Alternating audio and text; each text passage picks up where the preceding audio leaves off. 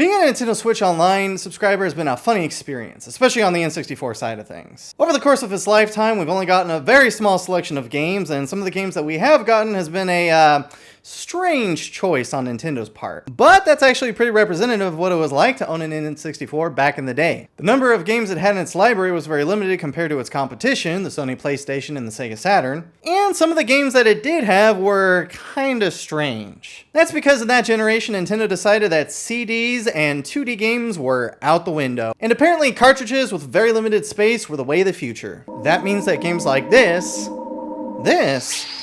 and this simply weren't good enough, but games like this, oh yeah buddy, Nintendo thought that was hot shit back in the day. Speaking of weird games, the most recent batch of Nintendo 64 released games on Switch Online happens to have one of the strangest of them all. The one, Iggy's Wrecking Balls. It's a game about learning how to get good at playing with your friends' balls. If you think this game looks weird, you're not alone. If it weren't for being on the Switch now, I would call it a hidden gem. I didn't know anybody outside of my family growing up that knew about this game. But since this is on Switch now, I want to talk about it because this game has gotten a bad rep from the few people that actually have talked about it online. At its core, it's a racing game. A creative racing game, which is fitting for the N64. There were a lot of non-traditional racing games on that thing. The racers are literally heads that are balls. Each head has a grapple they can extend out to attack other players. Is that a grapple in your pocket, or are you just happy to see me? I will not be apologizing for this joke. Iggy's Wrecking Balls is 2.5D. It's got 3D graphics, but controls on a 2D playing field, because God forbid Nintendo will allow a game to have 2D graphics on the N64. Like most racing games, the goal is to get from point A to point B before your competition. You use your grapple to grab onto platforms above you, though some surfaces can't be grabbed onto. In addition to the grapple, you also have a limited number of boosts you can use that will stun opponents on contact, and items you collect from stars. These are the most generic part of the game and a direct ripoff from Mario Kart. You can shoot blue things that are basically green shells, red things that are basically red shells, and a star that is literally just the invincibility star. It allows you to grapple through surfaces you otherwise wouldn't be able to though, so it's very useful. As with all unique racers on the N64, the immediate draw for most is going to be the characters. This is one area where I think the game gets an unnecessary bad rap. I'm not joking when I say I've heard more than one major YouTube reviewer call these characters an attempt at being cute, and I couldn't disagree more. Clearly these characters are not meant to be cute. Saying that is like saying the characters in Road Rash or the Garbage Pail Kids were meant to be cute. I don't know what y'all been smoking with that take. I personally typically prefer a cutesy or attractive aesthetic in a game, but over the years I've grown a nostalgia for 90s weirdness, and this game is no exception. If you like that sort of thing, then this game's visual style will be appealing. My personal favorite character is the crazy skeleton guy here. But the main thing, of course, is the gameplay. You know, I hear people talk about every other aspect of this game, but almost never about the gameplay. And I get it, it's a simple to learn game, but what it doesn't get credit for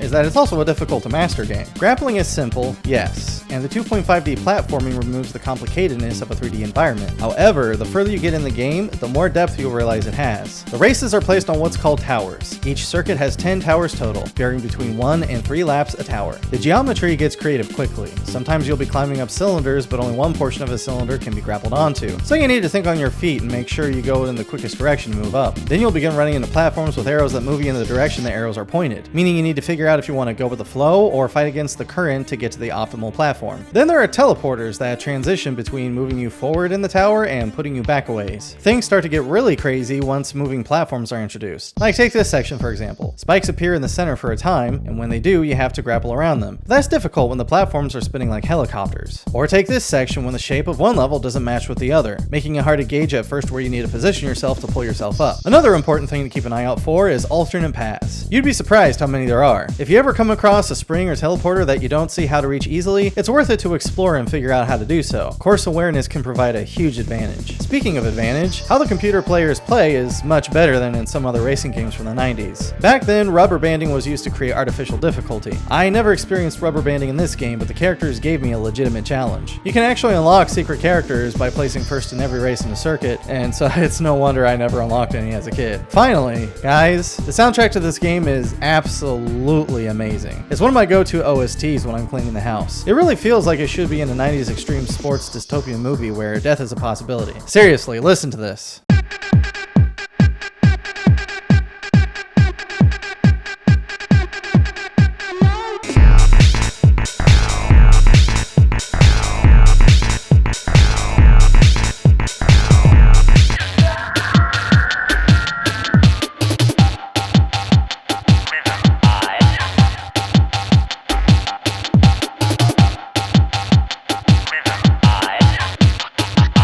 And that's Iggy's Wrecking Balls. I think it holds up exceptionally well. If you happen to have a Nintendo Switch with a Nintendo Switch Online subscription and you're in the mood for a personality-based racer, I would highly recommend giving it a go. Well, that was fucking easy. It's nice to make a video like this every once in a while. Probably not gonna get any views. And that's his Iggy